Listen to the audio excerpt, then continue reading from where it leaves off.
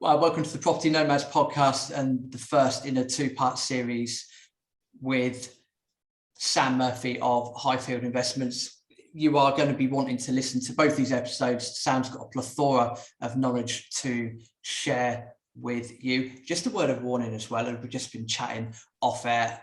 If you've got kids and whatnot in the car, this could get a little bit explicit in terms of generic language, so just as a precursor for that.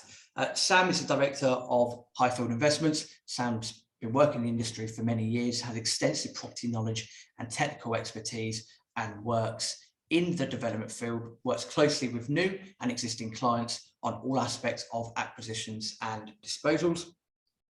In both episodes, we're going to be talking about a wide range of topics, such as how to get commercial deals, how to properly value a site, how the development game in general works, how bigger developers and buyers structure deals, and roughly how the planning system and planning gains work. Sam and Highfield Investments have done over £1 billion worth of projects here and there. So without any further ado, Sam, thank you very much for joining the show. Thanks, Rob. That's a glorious welcome. It always brings me back to when I started, when people talk about the numbers that we've done, because it's the more it goes on and the more you do and the bigger sites that you work with and your client list goes up, it's you still have to remember it's just a guy that was brought up in not the most salubrious of upbringings in North London, started out working in my mother-in-law's back bedroom with a laptop that I used to call the radiator, because after 30 minutes your legs were on fire, and a mobile phone and a view of some lovely fields, and that's where we started, and to be from there to where we are now, the team, I think 6, we got 9, and with COVID and with Brexit, the team sort of got smaller, and also it was me learning about the business and actually running a business. I could run my desk without any staff. I'd probably earn more money, if I'm honest, if I sat on a desk on my own. But I like teaching new people the business. You got to have a little bit of life balance as well as making money. And I do like having a team of people around me. We can deal with more stock, more sites, speak to more people, and oversee more transactions, because the day-to-day stuff gets my days of sitting here and writing 10 or 20 letters a day to sites that we want to sell, or to possibly new instructions, or I still like to talk to new people on a daily basis, but I don't like doing the legwork now. So the older you get in the business, it's nice to have other people doing the legwork and bringing them those conversations to you, and the legal side of the business I still enjoy once we've got a transaction agreed and then moving forward. But it's always lovely to hear those big numbers, and it's probably way over $1 billion now, which is, here. Oh, I have a call coming in. Let me just decline. Apologies for this. You might need to edit that part out. Sorry, just give me 1 second, Tim. Can you ring Connell Campbell? I'm on this, because he's going to keep calling me. Yeah. Apologies for that. So it is what it is. Don't worry. We just had a completion on a nice East End pub in E1 that we completed on Friday, and that's just the parties coming in to, I guess, say thank you. Oh, fantastic stuff. There's nothing better than having something like that happen during a recording, and that adds proof to the pudding, doesn't it? And in terms of going back to where it started, I imagine that people are going to be listening to this thinking, trying to get their head around over £1 billion worth of property developments over the course of your lifetime. But before we sort of deep dive into that, could you just give a bit more of a background into where you started and your humble roots as such, and then how and why you decided to get into the world of bricks and mortar? So I'm undiagnosed dyslexic. My daughter has now just been diagnosed at 9, and school just wasn't for me. I was good at sport. I probably messed around because I didn't quite get the classroom and what was going what was going on around me. If I'm completely honest, I probably couldn't read or write until I went to senior school. And then you sort of have to knuckle down because it's a different sort of level of education. And I did my best, but, it wasn't really for me, the sort of academic world. I was lucky enough to be picked up by Fulham as a football player at a reasonably young age. And I thought that was going to be my path. Unfortunately, I was very injury prone, and even when I was playing at schoolboy level, it was rare for me to not be injured. And then when I got to 17, I had a really bad career changing injury where I've actually now had a PCL reconstruction and 3 transplants in my left knee. And obviously that was that sort of career path over. I was lucky enough to sort of play a bit part in non-league. I played at Concord Rangers, which is for any real football fans out there, they'll know that quite a good standard. But again, like never regular in the first team because always injured, but nicked a few quid and got to play in front of a few people and scored in the FA Vars, and just a small feeling of what that life might have been like. And just from there fell into sales. I mean, for most people, it's a route if you're quite personable, and had a number of different jobs in different selling fields. When I was about 19, I bought my first property at 19, which was the best thing I ever did, more through necessity than sort of thinking that, about property. I didn't know anything about it at the time, but decided I wanted to buy rather than rent, and borrowed some money and got a little flat, and I sort of had a base. And then I got sort of headhunted by a sort of internet company that was setting up websites. And this was back when the World Wide Web was a little bit of the Wild West, and we were out there selling websites to anyone from florists to phone shops. And we started to bump into estate agents and realized that they actually had a few quid. And very quickly we changed that business model into just focusing in on estate agents and taking one from a certain area, making their internet presence really strong.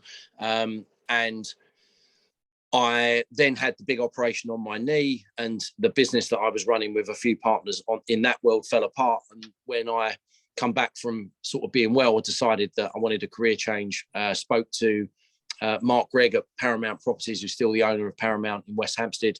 They offered me a job, and as they say, that was sort of it. I was a front office agent for 7 years, selling sort of luxury flats and houses in the NW 362 postcodes, mainly in West Hampstead. And then from there, really was interested in what I do now in the sort of investment and development role. And we had a team of guys doing that at Paramount in the basement, as we called it, and they'd be in there, talking big numbers, and it seemed a lot more exciting. They had nicer cars than we did, and I thought that might be where I want to go. But I was doing really well as an agent, making some good fees for the company and for myself, and it's that sort of security blanket, isn't it? I was getting paid enough to have a nice lifestyle, and was had that sort of, do I go into something that I don't know? Certainly not working Saturdays was probably one of the biggest things that I considered when I eventually started to go down that role. And then in the crash of 2006-07, I was made redundant from Paramount, and that was it. I sort of had it forced upon me. There wasn't an opportunity for me to work within Paramount at that time, so I went off to Green & Co, David Pollock's company, and started out in my development and investment career, and I was absolutely awful at it. I was there for a few years, didn't do a transaction for over a year, just really didn't get it, didn't understand it, wasn't good at it, having loads of lovely conversations with developers, with landowners, and then never really having the skill set to bring that together to make a living. And I think I was sacked twice from there for basically not being good enough, and begged and got them to keep me on. And then what really changed for me is I can't remember if I asked or it was put on me, but I was commission only then. And from that moment, I think the way David explained it to me was, this is your desk, this is your business, and you need to sink or swim. I'd had my first child at that stage. I had a mortgage, and that was enough motivation. You don't need to give, a family guy targets. Your targets are feeding your kids and having a mortgage. And from there, I started to do deals, and it started to work. And I then moved to Kingsbury Consultants, working for Ross Kemp. And that's really when my career changed, from working with someone at that level to be able to understand how to do the business correctly. And I guess it was a rough diamond being polished. And I certainly learned the importance of everything that goes on around doing development deals, because it isn't just you find a site, you find a buyer, you put them together, you do a transaction. If it's done correctly and you're directly instructed and you're providing a service for that landowner, you're then not just putting a development site into a buyer, you're then also having some input into what's there, money that can be earned, understanding how to break that into a deal of why they should be buying it, and sometimes why they shouldn't be buying it. Just an agent phoning a developer telling them to buy every site they've got, they might not be right for that individual, and it becomes more like a consultancy than an agency. And once you work out that part of the business, that's when things should go from good to really good. And I was there for a while. Understood bigger deals, understood far more how to gain instructions, how to be instructed, because that really is the key.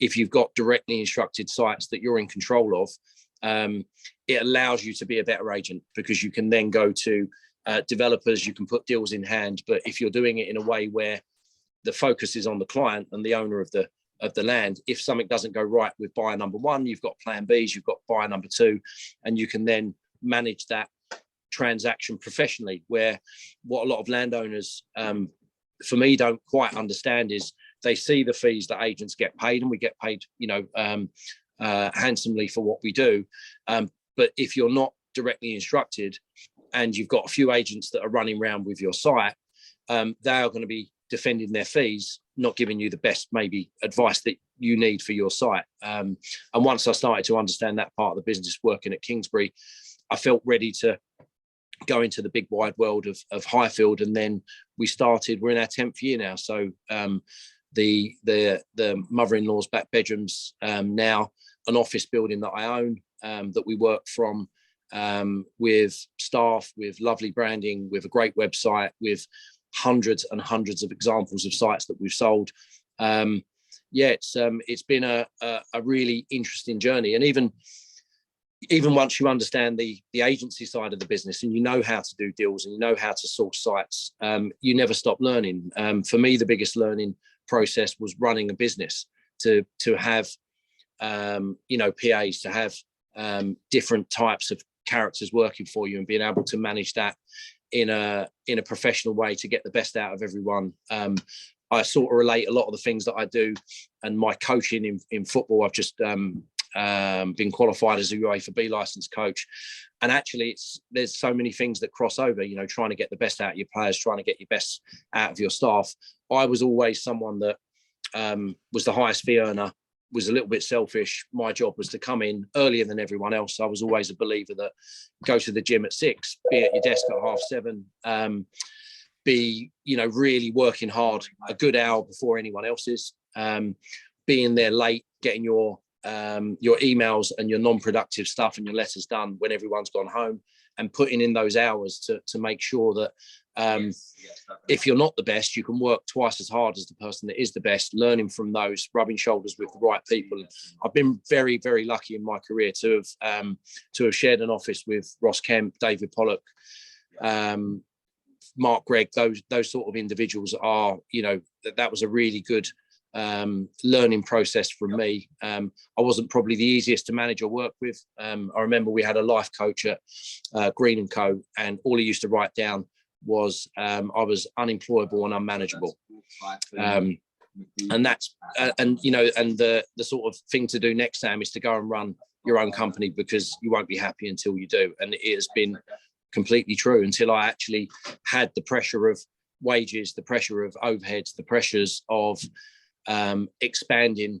I remember when I stepped up to get the brochures, the website, I think I had 20 28 grand in the bank account, and I spent 20 of that on building the business up and putting myself back to being under really, a lot of pressure to then have to, go again. But I've done that at every stage. Probably the business plan that was over 3 years, I was past it at 6 months. And then you have to think, right, what next to expand? But that's been the biggest learning curve for me, the actual running of the company, not the day job, if that makes sense. Yeah, 100%. I mean, there's so many. We're going to sort of reflect back on that and break bits down. It sounds like there's so many life lessons there as well that, to me, and correct me if I'm wrong, it sounds like you love chucking yourself in at the deep end, because that's the way you learn. Helpful, look at the right camera. Sounds like you like to chuck yourself in the deep end, because that's the best way that you like to learn.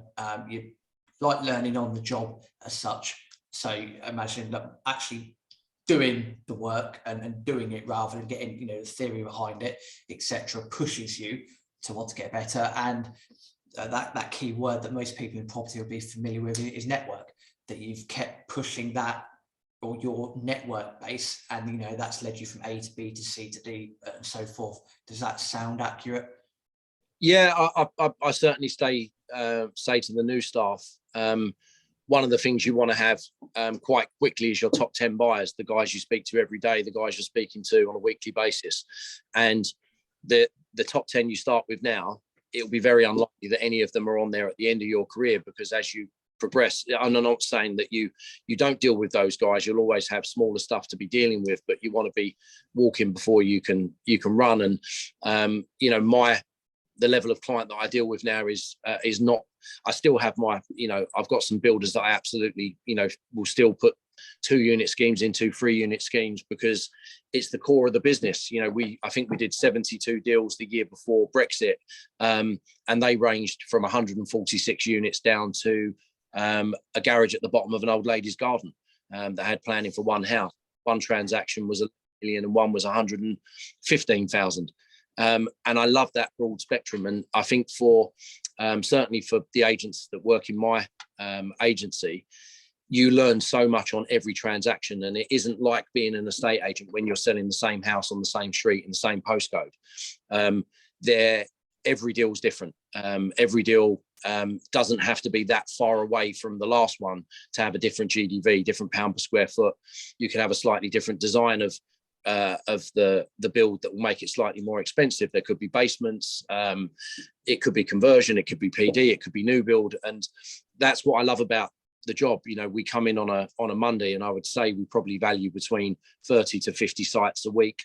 And no matter how good you get at it, how quick you get at doing these things, they are all going to be different. Yes, your experience will grow, and your knowledge will get better. But that's part of the business. And I think that's one of the questions we were going to be going on to, that from agency side of the business, you need to have a strong set of buyers, ones you deal with every day, ones you deal with every week, ones you deal with every month. You might have ones that just do one development, they're building it because you've sold it to them. Maybe do what no agents do, which is go and see and build it, go and see them through different stages of the development,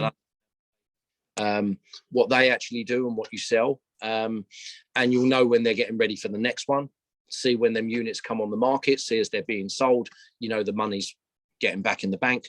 Time to then work again on that particular developer to go and find him a site. You've then got guys that can do multiple transactions.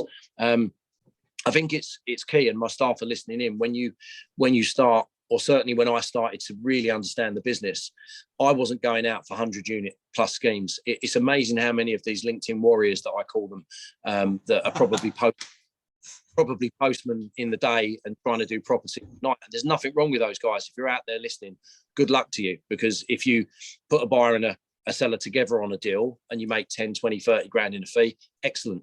But what I find a lot of people do too early is, I love the emails. I've got £150 million hotel to sell in Mayfair. And you're like, you don't, you just don't, because you've sent it to me from a Google email address, and you're asking for fees, and it's just amusing. And for me, I realized quite quickly that when I was at Green & Co, just to jump back a little bit, the first real instructions and sites that I worked on were pubs.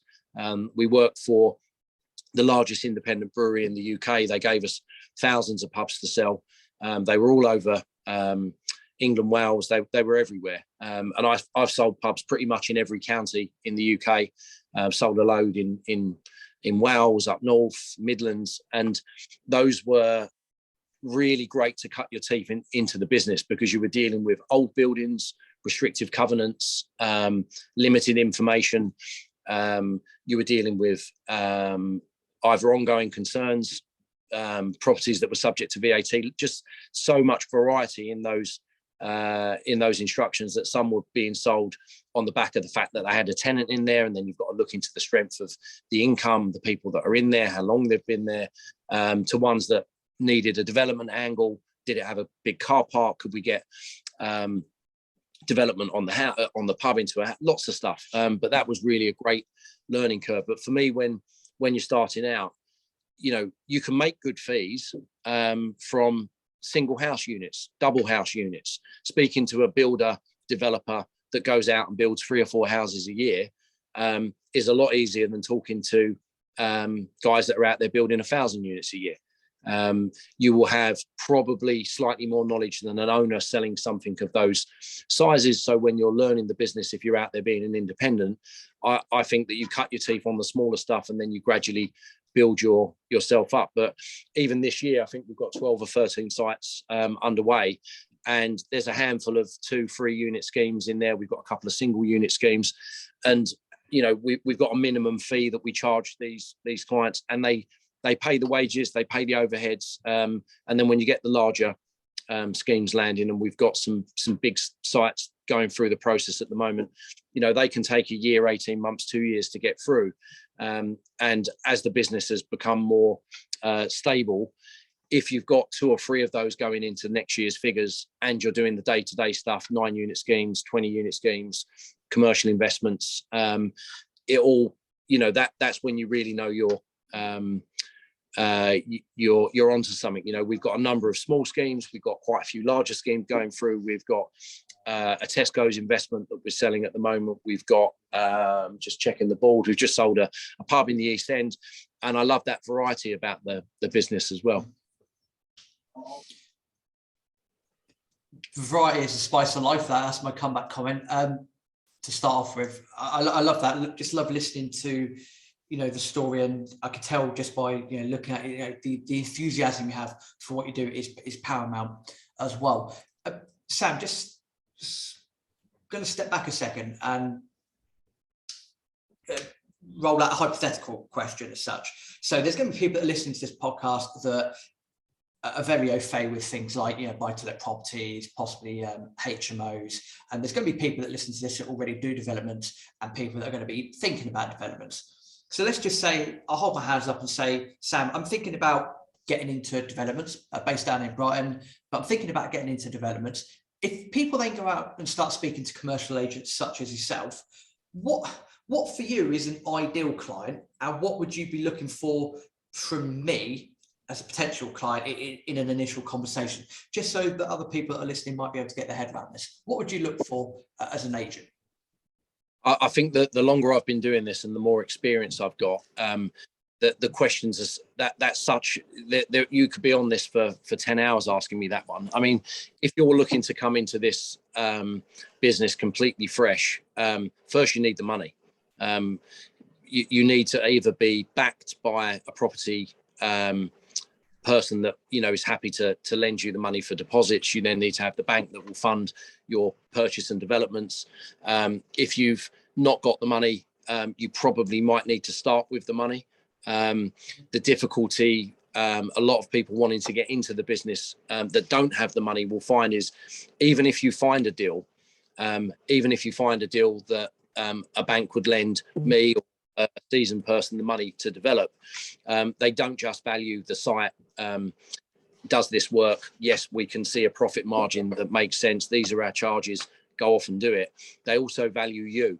So you can even have contractors that have built hundreds of flats for their clients. When they go to borrow money for the first time, the banks will want to see a larger proportion of your money in on that deal. So I guess the money's the first question. Do you have the money to be able to purchase a site or to be able to move forward. There's other people that might think, okay, well, I don't have that experience yet, but I want to get into the business. So getting the control of a property, there's lots of courses that you can go on that will teach you how to use systems like Land Insight, Nimbus Maps, of how to find a site that might be past date, i.e. it's an old MOT garage, guy wants to retire, he might be local to you, you can see that it's got development potential, and that might be a way of starting. You might think, okay, I can see that, I think it can get, you might speak to an architect, the architect says, yeah, we can get 9 flats on there. You can then work out what you think the 9 flats might be. You can then go to the owner and say, right, are you looking to sell? I think we can get this, and maybe start on the business by trying to do an option agreement with that guy where you say to him, right, if we get planning, we'll give you X, it's worth Y with planning.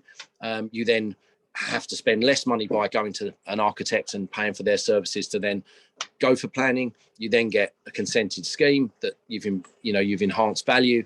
You then come to someone like me that would then sell that to a developer to do it. You make the profit between the option agreement to the achieved price with planning, and now you might have a little bit more money to play. It depends on what part of the business you want to get into. If you want to be a developer, you can't without money. You have to have more money to put down to start with before you can show a CV to a bank to say, I've done this single unit, I've done a 3 unit scheme, I've done a conversion, I've done some new build, and then that money will open up, because they want to lend you the money, but they want to make sure they're lending it to the correct individual. So that's a really wide question, but certainly for someone that maybe has the money and wants to get into the business, for me, honesty is the number one. I can't tell you how many people come to us, make offers on sites. I can tell that they're not seasoned on a phone call. I can tell it from their body language if I meet them. I've been doing it for so long now that when you've got a buyer on the phone that understands what they're doing because of the way they act. And there's nothing more frustrating as an agent when you get someone putting forward a bid, no conditionality, want forever to exchange. They'll tell you it's because of the legal and you're thinking, you're talking to someone that understands the game. Normally the reasons people need time is because they need to get their funding in place, and sometimes they need to really digest it. The amount of people that make offers on buildings that you need to walk around before you can make an offer that you can stand by. Nothing frustrates me more when newbie developers don't do their homework before coming to seasoned professionals. Yes, we'll talk to them and we'll be professional and we'll be nice to them. And sometimes I will have the time to take the time to educate them. But as I say to my staff when they're new, if you don't know the answer to something, don't lie, be humble, ask someone to educate you. And that is the most valuable lesson I was taught coming through this business, that if you don't know, ask, and don't be embarrassed to ask. Because if someone turned around to me and said, Sam, I'm a new developer, I haven't built a garden shed, I don't know what I'm up to, but I really like this development and actually I've got the money, or I haven't got the money, how do I go about it? I'll spend more time with that person than someone that rings up and says, yeah, I'll buy it in 10 working days, and I'll do all the things that you've asked of me. And within 5 days, they've not raised inquiries, the legal process is slow, and it's because they need. Sorry, just got another incoming call. Can someone call Zach? I'm on the phone. Sorry, I'm not sure if that cut out, but I'm back. But it's that sort of stuff that people don't get. They phone up, and even like some people that have done 1 or 2 developments, and they phone up and they tell me how they're going to buy a building that I'm selling. Nothing. I shouldn't laugh, but yeah, I'm sorry, that's fine. No, it's funny. And you ask them to send you proof of funds, and they're called Mr. Jones, and the proof of funds in Mr. Smith's name. And you phone Mr. Jones up and say, "Who's Mr. Smith?" Because it's not your money. And part of the reason a lot of people use Highfield is we really do qualify buyers and sellers, so we know we're talking to the correct people when you're starting out in this business. And again, I use LinkedIn as not as a negative, it's a great platform, but these LinkedIn warriors that will come to you and say, I'm this, and you language it and it's not them. Well, who is this person? Because it's not you. And I'm not going to go and engage with a site that you don't own. And the number one advice I can give to anyone when doing any transaction, be that as an agent or principal, is understand who owns the building and understand who owns the money, because they're the two people you should be talking to. And yes, there are land buyers, there are agents, there are people with option agreements where that might not be as clear as it needs to be. But asking direct questions like, okay, so you're not on land registry, you don't own it.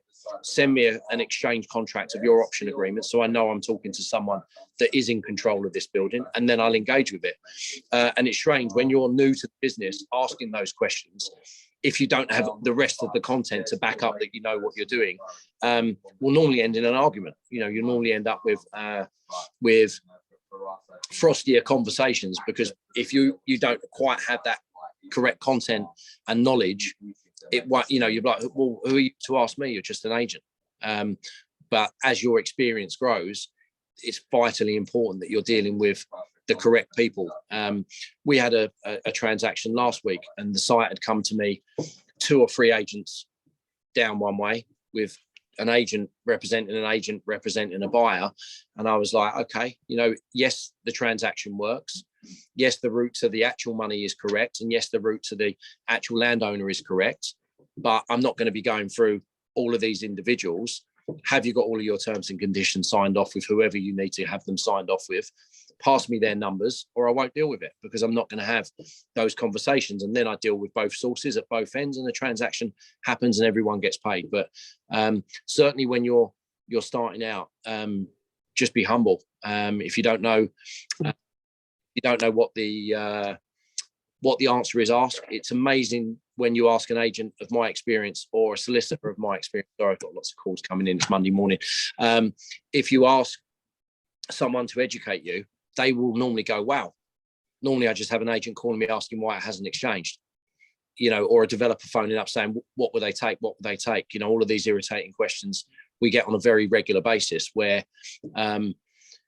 you know, again, for everyone, back things up in writing, always have letters after phone calls, make sure that you are just professional in the way you conduct yourself, and be honest. You know, we're not all seasoned developers and agents. We all have to start somewhere, and going through that process and surround yourself with the right professionals is something else I would certainly say to individuals. But you know, we sell development sites to guys that are working on their first project on a regular basis, and you have to hold their hands a little bit more than the next guy.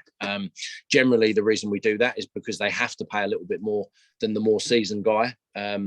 And sometimes owners will be tempted by slightly increased offers because they know they're going to have to accept a slightly longer exchange that might be subject to finance or this or that or the other. And all we can do is to get to a point where we understand how long this is going to take, where the money's coming from, what your experiences are, so we can normally put that in a percentage chance to the owner if this will happen or it won't. But yeah, I guess make lots of contacts, go out, have lots of networking. I think the auctions are a good place. If you're new, go and sit in a room. You'll be surrounded by people that have got checkbooks. They're in there to buy buildings that day. Ask lots of questions of people around you. That's not a bad place to, you know, sit in the morning, look at any development sites or things that look like you can add value, commercial sites, look at yields, go to the room, see what they sell for, see who buys them. Once they've done their legal process, you can follow them. I used to do this when I was new. Go to an auction, see who's putting their hand up, wait for them to go for a cup of tea and go and ask them a question. Can I ask you, how'd you start in the business? People love talking about themselves. I'm probably the best advocate of that. You ask me a question and I'll burn your ears for an hour, you know. And people will open up if you ask the right questions. And where did you start in the business? What are you buying? Do you mind, you know, I'm new. Can you educate me into why you wanted to buy this building? Same with agents. Go and take these guys for a coffee. Ask them to talk about deals that is done. And that's something else that I speak to the guys in the office on a regular basis. When you're phoning, if a developer phones to buy one of our sites, or we phone someone off market and say, we've got this, that shouldn't be the end of the conversation. Yes, we're busy. Yes, you want to be making a certain amount of calls into a certain amount of buyers on sites, but to take that time to say to them, what else are you doing? Talk me through the last deal that you've bought. You know, where did you find it? What are the pound per square foots in that area? What are you building at? Did it have a basement? those are questions that most agents don't ask. And most developers should also be asking that of agents. We can have, I think on one site recently, we had 18 offers at asking price and about 300 inquiries. Not one person in any of those people called me afterwards to ask me what I sold it for, who I sold it for, how close was I? And all of those things just add to experience. Interesting. There's a lot to take away from that. So really my understanding of that is be honest. So if I'm approaching you and say, look, Sam, completely new to this, actually, I'm speaking to a couple of mates that run a fund, they've got a couple of £1 million in the bank. They're happy to go with X, Y, and Z. Just be brutally honest. I've not done it before. How can we do business? So honesty is the best policy. That's what I take away from that. And also with things like going to auctions and places like that, there's no harm in asking questions, because there's no such thing as a stupid question, because you're showing that enthusiasm. And if you're surrounding yourself with the right people, the right power team, then over time, if you keep chipping away at that, things will happen. That's what I take away from what you've just said. And from an agent's point of view, you understand that sometimes you're going to get pissed around a little bit, but the way to offset that is be honest, be upfront, get the lay of the land, and go for a coffee, have a follow-up conversation, start building that rapport. Is that a fairly accurate summary? Without any question, and again, I relate that back to my staff and when they're learning and when they're out there. If you don't know the answer, and I love the term stupid questions. If you don't know the answer, every question's stupid. And if you can't think of an intelligent way to ask a stupid question, just ask it anyway. It's funny when agents flirt around asking a developer if he's got the money to buy something. It's not an easy question when you're a week into the job. Can you send me proof of funds, whatever that. If you can't think of a clever way to ask it, just say, have you got the money? Can you show me the money? Because you're putting an offer forward on a site that I'm acting on. We need to know that you've got the ability to proceed. And as your experience grows, I still get, I ask at least 10 times a week to a solicitor to educate me. I'm doing a deal at the moment, which is a development which is going up and over a substation. So you need on that what's called a build over agreement.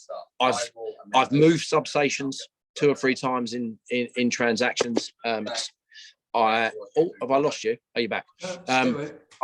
I've actually moved substations in transactions previously. I've dealt with Network Rail. I've dealt with, UK Power Network, but I hadn't done a build over agreement. And I've enjoyed this week talking to lawyers and quantity surveyors, educating me into exactly what that means, how you need to go through the process. There's always more to learn in everything that you do. And when you understand that, and to the sort of new people or guys that are going to be listening in, you may get eaten alive by certain agents. There's a lot of ego in this business. There's a lot of money in this business. And some people won't give you the time of day. But I do know without question, whoever you're dealing with, be that a lawyer, be that a developer, be that a landowner, be that anyone in this business, if you use terminology wrong or you say something that isn't correct, someone like me might go, do you realize what you just said? And that's not what that means. This is what that means.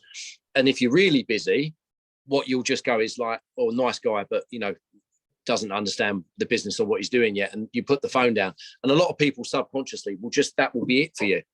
You won't have that chance again to re-engage with those individuals in whatever field that is. And subconsciously they'll think, well, nice guy, but useless.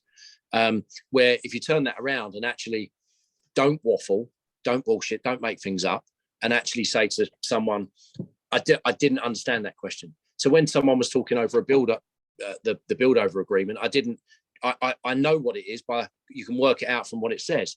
But I said, tell me what's the process? How do I get through it? And then I wanted to call some really good lawyers that I call on a regular basis and say, have you dealt with this before? And it's amazing that most people think agents at my level, solicitors that are doing transactions on commercial buildings on a daily basis, we all bump into stuff that we haven't done before.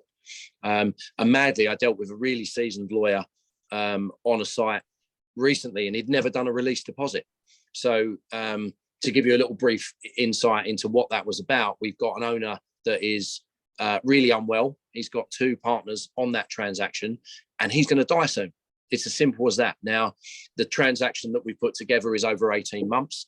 The chances are he won't be there to see the money at the end. What I've done with the agreement is we are going to release the exchange deposit to that individual so he can go and enjoy the last year of his life. Now, the lawyer that I was dealing with had never dealt, and this is someone that's got 30 years experience, had never released a deposit in his career. Didn't like the idea of it. No one to sue afterwards. What if he, runs off? But we got both parties to agree to it. The lawyers were fine, and it happened. But that's a lawyer with 30 years experience that's done far more than I've done in the business, hadn't dealt with that particular scenario before. And that's just a simple, we're all going to bump into stuff that we don't know. And when you're new, there's going to be, I could talk about this business for days. We've talked a little bit about development sites, a little bit about agency, a little bit about funding, a little bit about deal sourcing. But, you could put this together for hours on each of those subjects. We've not talked about, we sell a lot of investments, trading investments where you're buying a Tesco's on a certain yield and how those yields change from Newcastle to Mayfair to this one to that one, how a different covenant strength will change, the legalities in contracts, how you can do different types of transactions, from an option agreement to subject to planning to an unconditional sale with long completions. And there is so much to take in, but the one takeaway for anyone that's new is, even I don't know it all, and I probably will never understand it all, but when you don't, it's very easy to ask the right questions, come off the phone, Google the living daylights out of it. I'm really doing well with my swearing today, by the way. I know, we've given an explicit warning, and there's hardly been any F-bombs or anything. Upsetting. I'm not, and that's the thing, do your homework, and don't just, if there's something that I'm trying to think of, something that we've had recently that was something I wanted to do more homework into, but one of the guys had one. I knew the answers. It was about party wall agreements, and a buyer wanted party wall agreements in place because there was quite a few, and he wanted those in place before he would buy the property. But I sort of sit there, and depends on which member of staff it is or how that process is going. Sometimes, even with the knowledge, I'll sit back and wonder how they're going to deal with it. So I didn't initially go in and say they don't pass in title. So yes, it's nice a precedent's been set. Yes, it's nice that an owner's gone and got party wall agreements, but they don't pass to a new owner. They all have to be redone. And that's something that you will learn with experience. And I got involved, and what you want to do, if that was, I wouldn't have known about it when I first come across it. I come off of the call, I Google party wall agreements and party wall awards. I then Google companies that are party wall surveyors, and I phone them up and I say, can I take you for a coffee? And I go and sit with them and say, bore me to death for the next party walls. And it's amazing that you don't need to be a party wall surveyor. You don't need to be a surveyor. You don't need to be someone that deals with development finance. You don't need to be a developer. You don't need to be an agent. But what you can do is go and sit with people that do it on a regular basis, because a bit of that knowledge in all of these fields, when you speak to experienced developers or experienced agents, they'll have a really good understanding of the legal process, the planning process, transactional process. And the more you can grab from everyone, if there's something that stumps you on a day, don't go, I'm embarrassed to ask the question, because you're not going to get that information. It's a bit like my football players. When I can see someone, and I've got a new kid that we've just signed, and he's the best player in my team. He's probably the best player in the league, but he was awful at the weekend, because he's great on the ball, but it's not just about being on the ball. It's about being in the right place when you haven't got the ball, being in the right place when we get the ball, how our formations and triggers work. So then it's all fluid and it works. And it was good. I lost at the weekend, and I'm still really, and I'm not going to swear, I'm really upset about it, and it was because I put in 3 really, really good players into a well-coached team that weren't coached enough. And I made that mistake as a coach, and I sat back at the end of the game after we lost, and I thought, And I really did give the players the hairdryer. And actually, I went home and I apologized to the players afterwards, because it was my fault, because I did the worst mistake, and I put players, or I expected someone to do something when I hadn't coached them. And all of that relates back to business. You know, don't run before you can walk, ask questions. And if there's anything that comes up, don't hide from it. Go and find specialists that will understand it and ask them to help you. If they say no, try another one. There's millions of party wall surveyors, there's millions of lawyers, there's millions of agents, and there's millions of developers. And you've just got to find ones that fit you and you can get on with and you can learn from. In terms of structuring deals, and again, we realise that, you know, time is precious. You've hit on a couple of things there about how deals are structured. So rather than sort of going off on a 3-hour conversation about it, and I appreciate that we could probably get a hell of a lot more great content out of this conversation, this podcast. So I appreciate your time. Thank you very much for that, Sam.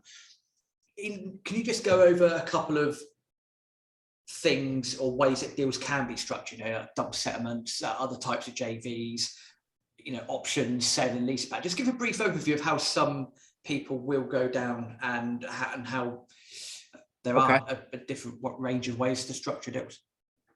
So, however a deal is structured, regardless, that's a development site to a housing association, if it's an investment to a fund, if it's a plot to build 1 unit or 1,000 units, if it's a PD scheme on a small uppers of a building to a large office building, whatever deal you structure, there's always a buyer and there's always a seller and there's always 2 lawyers.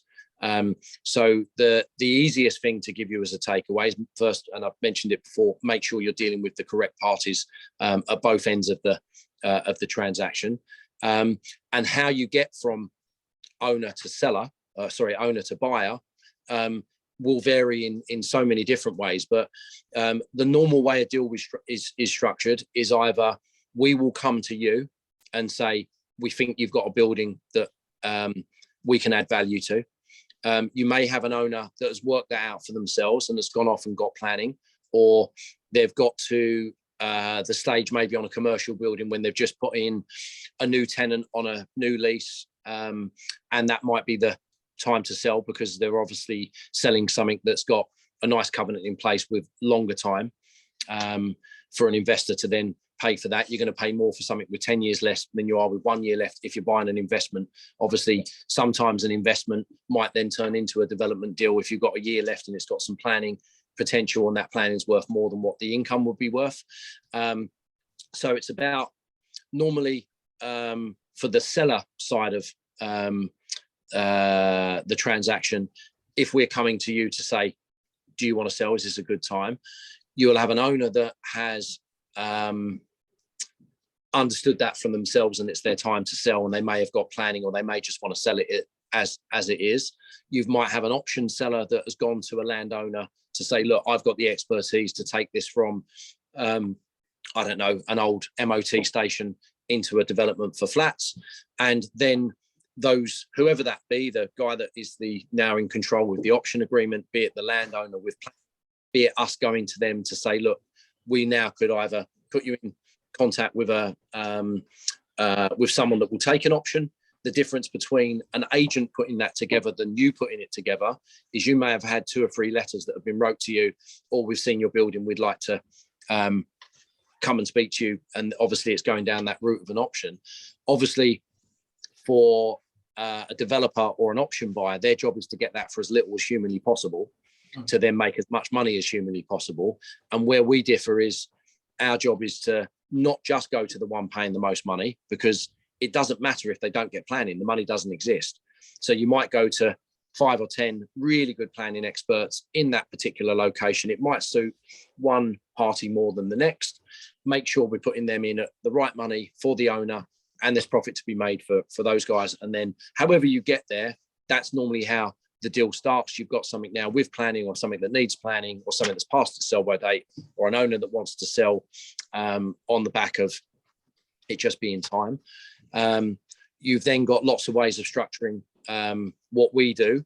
So you can have off-market transactions where we may, for certain reasons, it might be sensitive. The owners may not want open marketing. It might be trading. They might not want their staff to know. There could be lots of reasons for off-market. We would then go to the best buyers in that for that particular products, and then get them offers, get things agreed, and then you're off to legals. If it's an open market disposal, it isn't just a case of, oh, I'm an owner, I want 2 million quid for it. Like, great, I want to be married to Beyonce, but you can't have what you want. And what we would then do is value what they've got, be that through yield or be that through what it's got planning for, really understand what they've got or what the potential of what they've got is. And that will then give you an end figure. So if you know that someone will pay 1.2 million quid for a 60 grand income because it's got a nice covenant, what someone will pay for it. So investments are, for me, slightly easier to value. If it's a development site, there's a lot of opinions involved. So you would go off to your normal property portals, understand what flats and houses are selling for in those local areas, understand what your gross development value is. So for real newbies out there, that's what the flats and houses will be worth once they're built. You then have an end value. So if you just worked it on a one house scheme and made it really easy, if you've got 1,000 square foot house that's £1,000 a foot, you've got £1 million house once it's built. You might look at a builder paying £200 a square foot to build it. So it's 200,000 to build, plus a load of money for services, architects, working drawings, your professional fees. You then look at how much money someone will borrow through that process to take it from acquisition through to being developed. You'll look at the taxes involved. You look at every aspect of a development, and that goes into an appraisal that then will give you a land value at the bottom. We're normally, if most people will have sort of a strong end value, a medium end value, and a realistic end value. You'll then have realistic build costs. Maybe someone could build it for a bit less than strong ones. You then have a little chart of what the land values might be if the wind blows in the right direction or it doesn't. You can then go to an owner and say, look, if a buyer really wants it, maybe they'll work on a 15% profit margin rather than 20. Maybe they're building at 180 a foot rather than 200. That's the absolute maximum that your site's worth. It's probably more like this level. And then at that stage, and if it's open marketing, we would then take direct instructions, launch that to the market at an offers in excess of the sensible level. We sit back as agents then and let the database and our agents within my company go out and speak to buyers. You then get a field of offers to work back through who is the right party at the right money that's going to professionally engage with the site, and you take it through to exchange and completion. But it really depends on an owner how you would take that deal from A to B. Do they want it on the open market? Do they want to do it quietly? It's a real mixed bag at the moment. I'd say I think we have, just looking at our board, I think we've got 13 sites that we've been dealing with since we got back in January. 11 are under offer. 2 have got acceptable offers, or very close to being acceptable, going through at the moment. I'd say half were off market, half were on market. And sometimes, our process would generally be, if I get an instruction from someone, we obviously get ourselves signed up so we're legally protected. I may then say to the owner, look, give us 2 weeks. We'll go and speak to the best buyers. As a bit of a pricing exercise, you might get someone that really puts their hand up at money that you think, yeah, that's acceptable. The owner might agree, give them 2 weeks to buy it, because if they don't, we can still then launch it to the open market. And I think at the last count, we've now got 37,000 buyers on my database and my LinkedIn. So there is a huge, from Bob the Builder to Bellway Homes, they're all in there. And same with investors that we've got. We're selling a really nice charity shop at the moment to a couple at retirement age, and they're buying it with with the money that they've got from retiring, and this will be their income for their pension. So we're dealing with really a Mr. and Mrs. Jones buying an income for their nest egg. And our database is full of these people. And again, that comes from being very active, which the boys are probably being a bit frustrated that they're having to stay off the phones while we're doing this. But it's again, as you said, you could go on for hours talking about those, but the structure from us as agents is you'll normally be dealing with a landowner that just wants their money now. You might be dealing with a landowner that's got planning. You might be dealing with an option holder that's got planning, and now we need to sell it for them because they're not a developer, but they're the middleman. And it will be a wide range of people that own investments that may want to sell off part of their portfolio for whatever reason. And then we engage either on or off market, taking that to our database or our sometimes more solid buyers, sometimes that for an owner.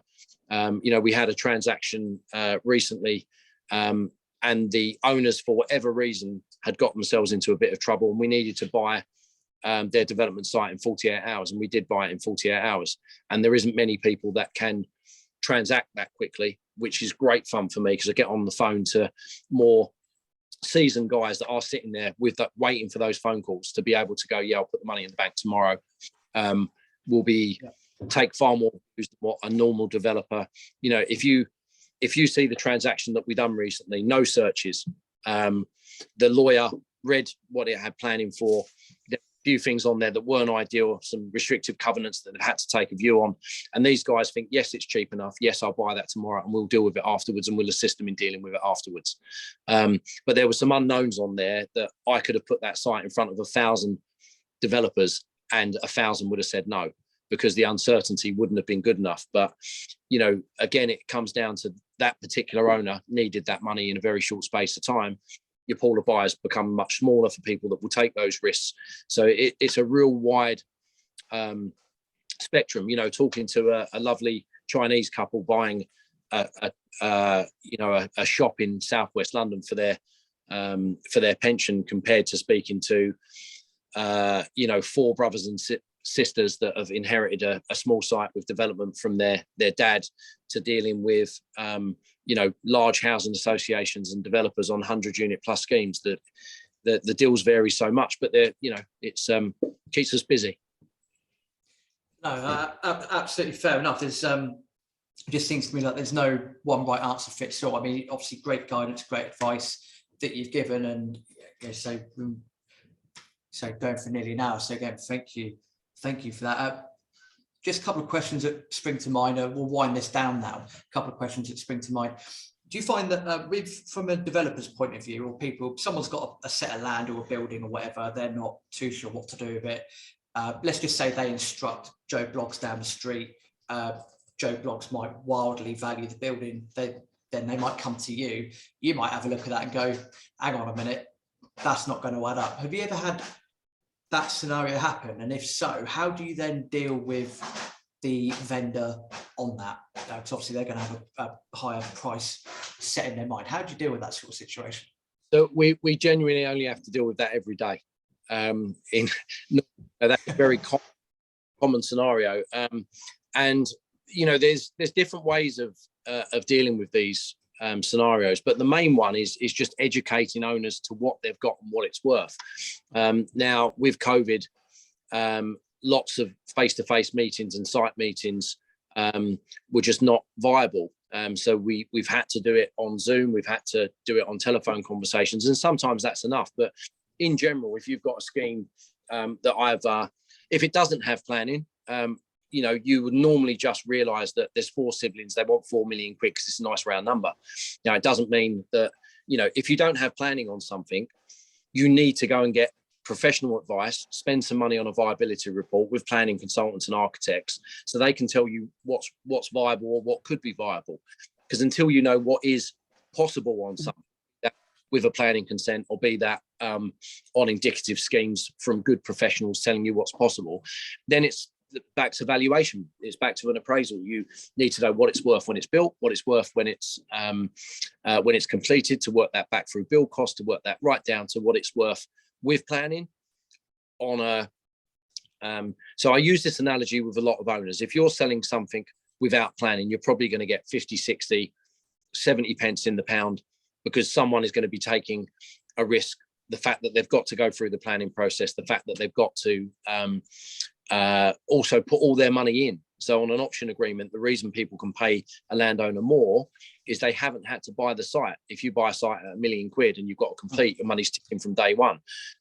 If you can pay 1.2 million quid on an option, you actually haven't paid any money until it's got planning, until you've bought it, so you can break ground the day you own it, and there's money savings for all involved, and you can get more. So on an option agreement, you might get 60, 70, 80 pence in the pound. And again, that's deal dependent. Has it got basements? What's the planning risk? What area is it in?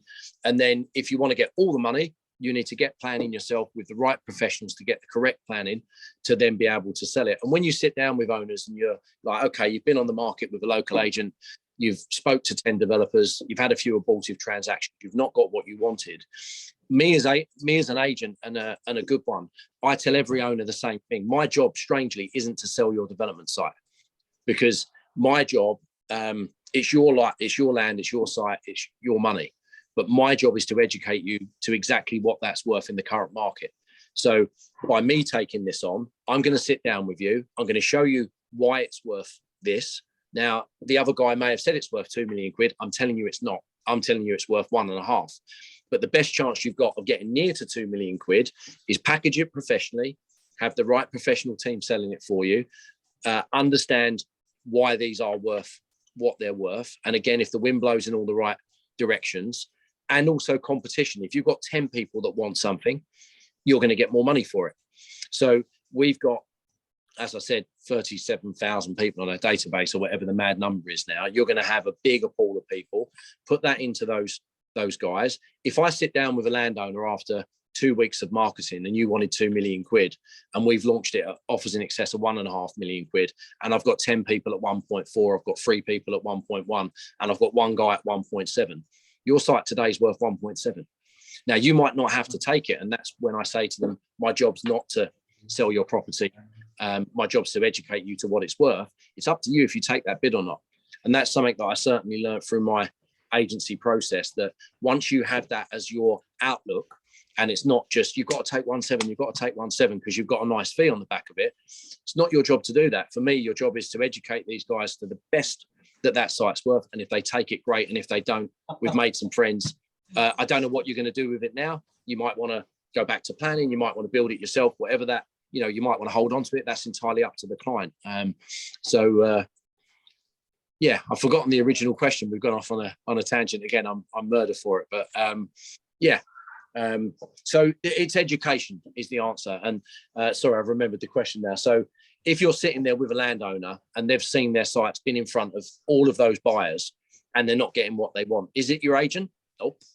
Is it the site? Nope. It's the money. Always the money. But when you're dealing with unprofessional agents or guys that, with respect to local estate agents, yes, they can sell your land and your development or your investment for you. But in general, the buyers that they deal with will be ones that they're dealing with at the end. So some developers have come and said, right, I've got 6 lovely houses, all developed. Can you go and do what you do now as an estate agent and sell them? They'll have made those relationships all through their careers. They're going to these developers and saying, oh, I've got this land for sale. It's got 9 flats on it. It's the wrong process instantly because they're doing the developer a favor, where our job as agents to make sure we get the right money for the landowner.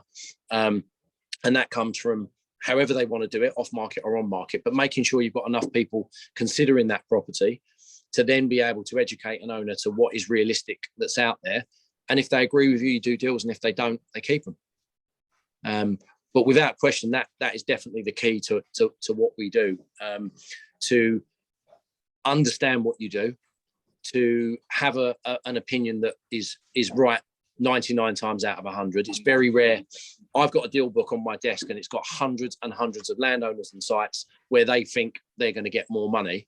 I ring them every 3 months, every 6 months, and guess what? They still haven't sold them. And at some point, their planning will lapse, or their situations will change, or they'll get bored of me keep ringing them and saying, you haven't sold it yet, have you? When you are ready to engage professionally, and then I back it up again in writing. And it's amazing how many husbands or wives or someone else in the scenario of the ownership or another partner I haven't spoke to will get those letters and go, hang on a minute, that makes sense. Let's do it. Let's instruct you. Let's go. And because there's normally more than one decision maker. And I find letters are really strong, actually, that other people will sometimes read them. And it can be difficult sometimes because you give these opinions and you give them in a strong way. And I do trust my judgment now. I've been doing it for over 20 years. I do trust my judgment, and it's right more times than it's wrong. But sometimes owners won't come back to you, and you could lose it to another agent because, you know, they think you might say, I told you so. And it's not about that. You know, it's having an opinion and having a platform to stick by it. And for us now, with the amount of deals that we've done, if you're a homeowner and you undo your front door and you want to sell your house and there's 6 sold boards on your road by the same agent, you're probably going to use them because they probably know what they're doing. And for us now, the business has got easier because I've got examples of sites that is going to be similar to yours that we can show you that we've done this over and over again, and it just makes our job easier. But yeah, I hope that answers the question, that even though, again, I've taken 10 minutes to answer something that I could have said yes or no to. No, it's okay. It's all about adding value at the end of the day. Sam, just before sort of guide people to how they can find out more about Highfield Investments, given your position with what you're doing and how long you've been doing it for, and again, I appreciate my question might sound broad. The answer could be as quick or as short as you want. In terms of the property market in general, how have you found it in the last year or two? In terms of, is everyone going a bit bonkers in terms of buying? And do you think that that's going to continue throughout 2022 before it cools down? What are your thoughts from an agent's point of view? The market has started incredibly strong with the other agents that I talked to. We're all doing well at the moment. You know, I think the planning system is something that, you know, is probably a question for another day. And I think we're doing a part 2. So maybe that can be something that we bring up. But the backlog in planning at the moment is just horrendous. We've got probably 10, 15 sites with clients at the moment that just aren't going anywhere. And it isn't the principal side of the planning process that's incorrect, but we are against overworked, underpaid planning departments that can't cope with the volume that's currently out there. There has been an explosion in option agreements. There's an explosion in people that want to get into this field, and it just feels like that.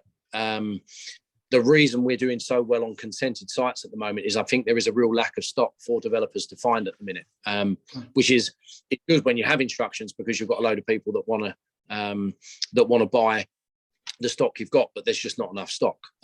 So in terms of how the business is at the moment, it's really strong.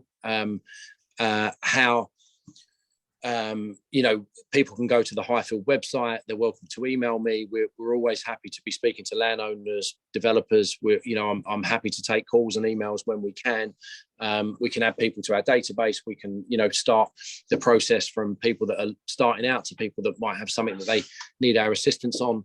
But yeah, the market's really, really strong at the moment, and long may it continue. You know, it was tough. Brexit just made everyone not know if it was going up or down, and there was a lot of cautiousness. It was interesting that the really seasoned strong buyers were out there buying. The people that were overexposed with 6 or 7 development sites just ploughed on. People that had their money in the bank were probably being cautious. And sorry, we should come back. Just another incoming call. And it was just a little bit of a stalemate. People didn't know